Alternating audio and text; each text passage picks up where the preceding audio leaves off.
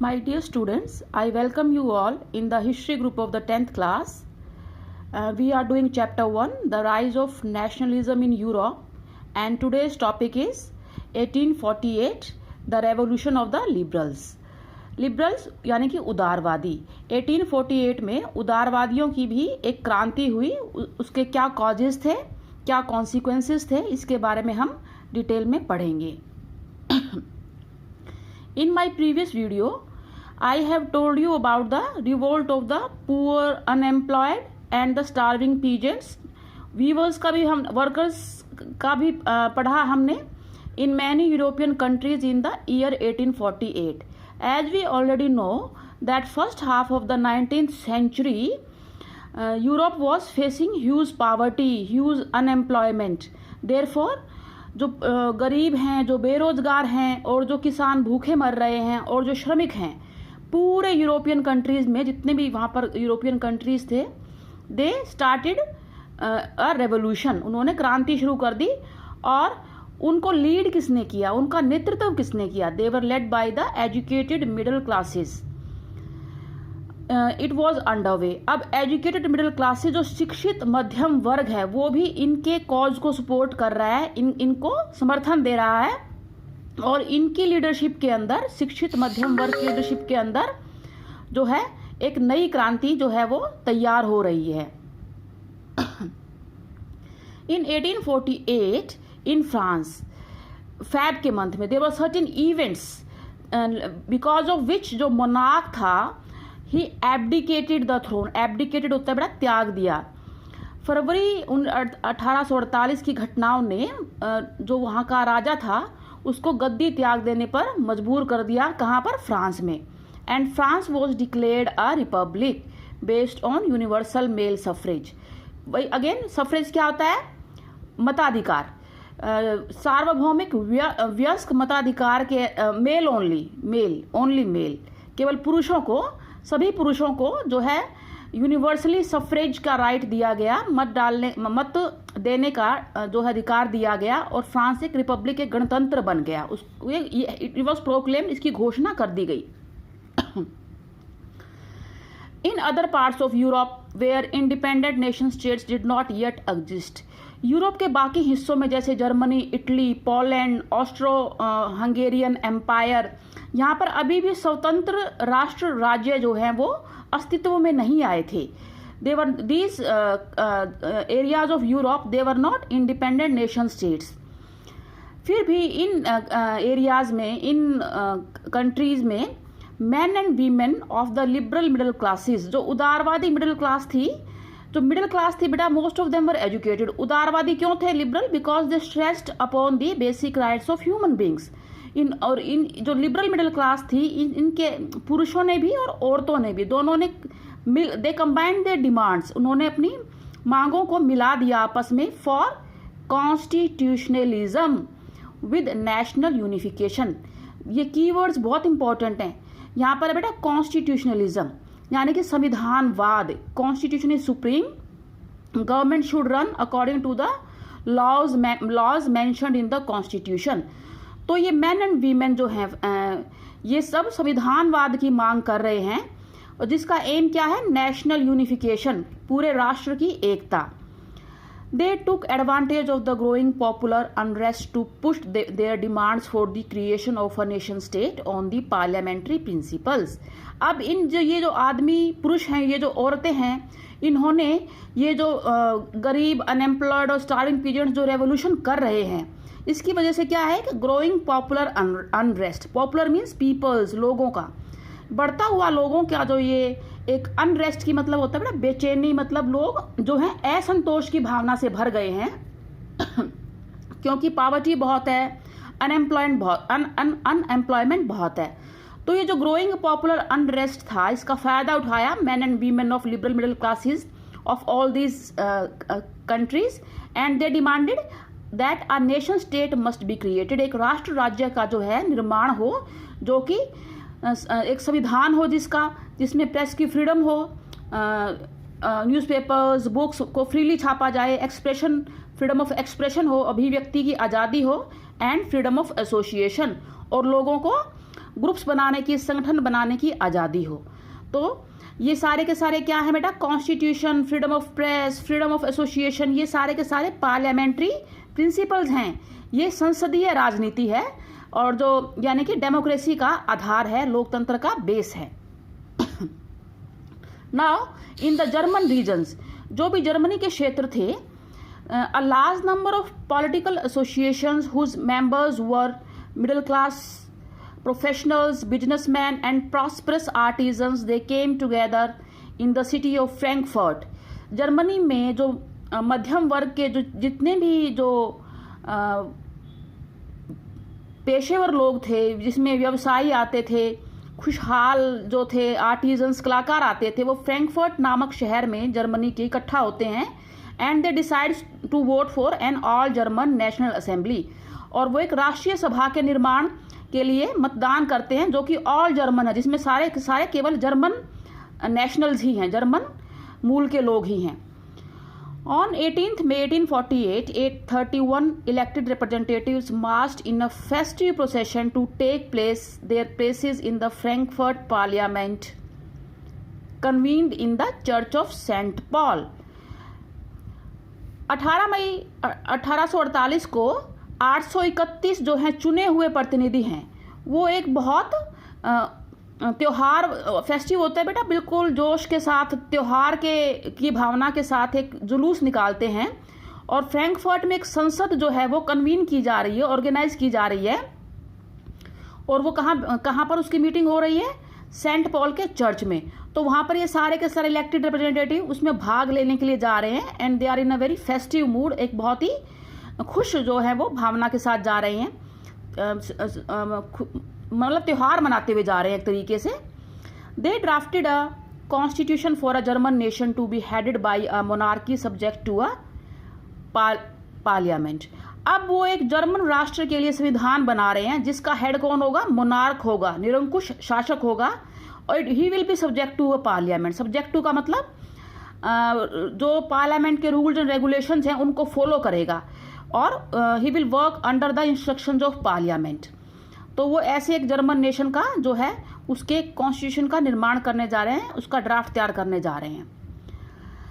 When the deputies offered the crowns on these terms to Frederick Wilhelm IV, King of Prussia, अब जो Prussia का राजा था Frederick Wilhelm fourth, उसको इन्हीं शर्तों के ऊपर जो है कि आप मोनार्क रहोगे लेकिन आप पार्लियामेंट्री अंडर काम करोगे, तो डेप्यूटीज ने उसको क्राउन ऑफर किया, भाई तुम मोनार्क बन जाओ। क्राउन यहाँ पर मोनार्क का सिंबल है कि आप जो है मोनार्क बनेंगे, but you have to work under the instructions of parliament.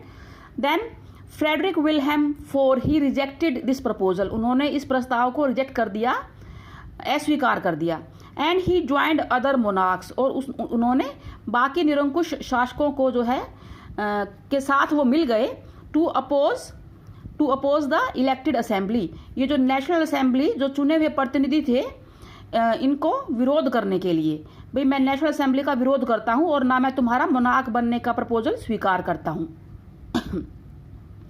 While the opposition of the aristocracy and the military became stronger, the social basis of parliament eroded। अब जो अरिस्टोक्रेसी है यानी कि जो मोनार्क है, मोनार्क के relatives हैं, friend हैं, और मिलिट्री सेना भी, वो क्या है, अपोजिशन में है। किसके अपोजिशन में है, किसके विरोध में है, कि ऐसी कोई पार्लियामेंट हम बनने नहीं देंगे जो कि मोनार्की को पार्लियामेंट के अंडर काम करने के लिए जो है प्रपोजल लेके आती है, शर्तें रखती है। तो अब मोनार्क के साथ साथ मिलिट्री मिल जाती है इनको अपोज करने के लिए, और जो संसद का जो सोशल बेसिस है, जो सामाजिक अधिकार है, इट गेट्स इरोडेड, ये कमजोर पड़ गया है। एक तरफ है बेटा educated middle class, professionals, businessman, prosperous artisans, work, ये सब है। और दूसरी तरफ कौन है, एरिस्टोक्रेसी है, मोनार्क्स और मिलिट्री हैं। अब आपस में ये क्या है, एक दूसरे के विरोधी हैं, जिसकी वजह से social basis of parliament has weakened. Now parliament was dominated by the middle class. संसद के अंदर जो थे वो मध्यम वर्ग के लोग थे। Who registered the demands of workers and artisans.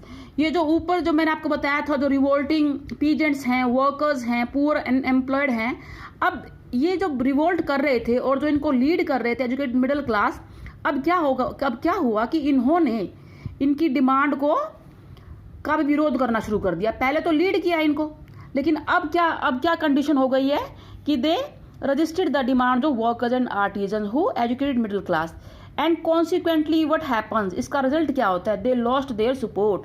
Middle classes को अब वर्कर्स का और आर्टिजन्स का, श्रमिकों का, मजदूरों का और कलाकारों का, इनका हस्तशिल्पियों का जो है कोई समर्थन नहीं प्राप्त है। तो in the end what happens, troops were called in, troops यानी कि फौज, सेना को बुलाया जाता है। And the assembly was force to disband, disband का मतलब तितर बितर होना, और जो नेशनल असेंबली थी वो क्या, उसको डिसबैंड कर दिया गया, तितर बितर हो गई वो, मतलब डिसऑर्गेनाइज कर दिया गया उसको। Now the issue of extending political rights to women was a controversial one. अब आपको बताया कि जो जितनी भी जो अभी वोट, राइट टू वोट मिला था, यूनिवर्सल मेल सफरेज जो मिला था, वो केवल मेल को था, केवल आदमियों को, पुरुषों को। अब कह रहे हैं कि जो पॉलिटिकल राइट्स हैं, राजनीतिक अधिकार हैं, वो वीमेन, औरतों को भी मिले। और ये बहुत कंट्रोवर्शियल, विवादित हो गया, क्योंकि because no one was ready to extend the political rights to the women within the liberal movement. जो उदारवादियों की क्रांति है, लिबरल्स जो थे बेटा, ज़्यादातर एजुकेटेड मिडिल क्लास थे, वो भी नहीं चाहते थे कि वीमेन को जो है पॉलिटिकल राइट्स मिले। क्या होते हैं political rights? Right to vote, right to contest for the public offices. तो ये राइट्स वो भी चाहते थे कि औरतों को मिले, स्त्रियों को मिले। एंड अब ये जो इशू, अब ये मुद्दा बन गया, कंट्रोवर्शियल मूवमेंट्स। अब वीमेन जो है वो चाहती हैं कि उनको पॉलिटिकल राइट्स मिले। तो large number of women they participated actively over the years. और इसके लिए, इस इशू के लिए कि women must get political rights, बहुत सारी औरतों ने कई सालों से जो है आंदोलन किए, ऑर्गेनाइज हुई, संगठित हुई, एंड इसके लिए आवाज उठाई। Women had form there own political associations. औरतों ने अपने खुद के राजनीतिक संगठन बनाए। फ्रेंच रेवोल्यूशन के अंदर याद है ना, औरतों ने कितना जो है, उनके अपने जैकोबिन क्लब थे, अपने क्लब्स थे, और जो थे अपने, उन्होंने बहुत संगठित होकर काम किया। तो सिमिलरली अभी भी यही हो रहा है कि women are forming their own political associations. They founded newspapers, खुद के अखबार निकालती थी, and taken part in the political meetings and demonstrations. और वो राजनीतिक मीटिंग्स में और प्रदर्शनों में भाग लेती थी। Despite this they were denied the suffrage rights. इसके बावजूद उनको वोटिंग राइट्स नहीं मिले during the election of assembly. The Frankfurt parliament को चर्च में कन्वीन किया गया, ऑर्गेनाइज किया गया। Women were admitted only as observers to stand in the visited gallery. औरतों को केवल जो विजिटेड गैलरी, ये देखो, this is the visitors gallery, ये जो फिगर 10 है, ये फ्रैंकफर्ट पार्लियामेंट है चर्च ऑफ सेंट पॉल में। औरतों को केवल यहीं खड़ा होने दिया गया, उनको डिबेट्स में, डिस्कशन में पार्टिसिपेट नहीं करने दिया गया। दे वर सिंपली ऑब्जर्वर्स, वो केवल दर्शक थी कि यहाँ पर क्या हो रहा है पार्लियामेंट के अंदर। दो conservative forces were able to suppress liberal movements in 1848। जो रूढ़िवादी थे, कंजर्वेटिव थे, जिनको चेंज बर्दाश्त नहीं था, बदलाव नहीं चाहते थे, उन्होंने उदारवादी आंदोलनों को दबा दिया। But they could not restore the old order. लेकिन वो अपना पुरानी व्यवस्था को भी दोबारा से स्थापित करने में सफल नहीं हो पाए। They could not restore it. Monarchs were beginning to realize that the cycles of revolution and repression could only be ended by granted concessions to the liberal nationalist revolutionaries। अब जो निरंकुश शासक हैं उनको धीरे धीरे समझ में आ रहा था कि ये जो बार बार क्रांतियां हो रही हैं और आप उसको रिप्रेस कर रहे हो, उनको दबा रहे हैं, मोनार्क्स जो दबा रहे हैं, और बार बार ये साइकिल हो रहा है, बार बार ये चक्कर हो रहा है। आप दबा रहे हैं, फिर रेवोल्यूशन हो रही है, फिर दबा देते हैं मोनार्क्स, तो एक साइकिल चल रहा है। इस साइकिल को, इस चक्कर को कब खत्म कर सकते हैं कि आप जो उदार राष्ट्रवादी हैं उनको आपको कंसेशंस देने पड़ेंगे, उनकी बात को मानना पड़ेगा, उनको छूट देनी पड़ेगी कुछ। तो इसलिए 1848 के अंदर ऑटोक्रेटिक मोनार्कीज जो थी सेंट्रल एंड ईस्टर्न यूरोप की, मध्य यूरोप की, पूर्वी यूरोप की, वहाँ पर जो थी निरंकुश तानाशाही थी। They began to introduce the changes that had already taken place in western Europe before 1815। तो इन्होंने अपने व्यवस्था में बदलाव लाने शुरू कर दिए जो कि पश्चिमी यूरोप में 1815 से पहले आ चुके थे। फ्रांस में नेपोलियन के अंदर, अब सेंट्रल यूरोप के अंदर भी और पूर्वी यूरोप के अंदर भी जो कंजर्वेटिव रिजीम्स थी, मोनार्क्स थे, उन्होंने रियलाइज़ किया कि बार बार जो रेवोल्यूशंस हो रहे हैं, हमें रिप्रेस करना पड़ा है, दमन करना पड़ रहा है इन क्रांतियों का, इस चक्कर को तोड़ना पड़ेगा, तो हमें चेंजेस लाने पड़ेंगे अपने सिस्टम में। सर्फडोम, यहाँ पर भी जो फ्यूडलिज्म था, सामंतवाद था, उसको खत्म कर दिया गया। बॉन्डेड लेबर, जो बंधुआ मजदूरी थी, जिसमें आपको फ्री लेबर प्रोवाइड करते थे वर्कर्स, उनको कोई पेमेंट नहीं की जाती थी, उसको अबॉलिश कर दिया गया, उसको ख़त्म कर दिया गया, both in the Habsburg dominions and in Russia. और जो हैब्सबर्ग एरिया था और रशिया के अंदर, दोनों के अंदर उसको ख़त्म कर दिया गया। Habsburg rulers they granted autonomy to the Hungarians in 1867, और 1867 में हंगरी वालों को हैब्सबर्ग से जो है आंतरिक फ्रीडम मिल गई। Autonomy is not complete freedom, कि इंटरनल अफेयर्स को मैनेज करने की फ्रीडम मिल गई उनको। सो there are new words. What is ideology? Ideology is system of ideas reflecting particular social and political vision. मतलब समाज को आपने किन नियमों के आधार पर संगठित करना है, राजनीति को आपने किन नियमों के आधार पर संगठित करना है, वो सोशल और पॉलिटिकल विजन क्या है, उस आइडियाज का सिस्टम जो है वो आइडियोलॉजी यानी कि विचारधारा उसको कहा जाता है। Now again what is who is a feminist? Feminist जो वीमेन राइट्स के लिए, वीमेन के सोशल राइट्स, सामाजिक अधिकारों के लिए, इकोनॉमिक राइट्स, आर्थिक अधिकारों के लिए, एंड पॉलिटिकल राइट्स के लिए जो है अवेयरनेस फैलाता है, जागरूकता फैलाता है और उनके कॉज के लिए फाइट करता है, उनके हितों के लिए फाइट करता है कि औरतों को सोशल, इकोनॉमिक और पॉलिटिकल इक्वालिटी मिल जाए, कोई डिस्क्रिमिनेशन ना हो बिटवीन मेल एंड फीमेल, वो फेमिनिस्ट होता है। तो ये वर्ड्स आपको याद करने हैं।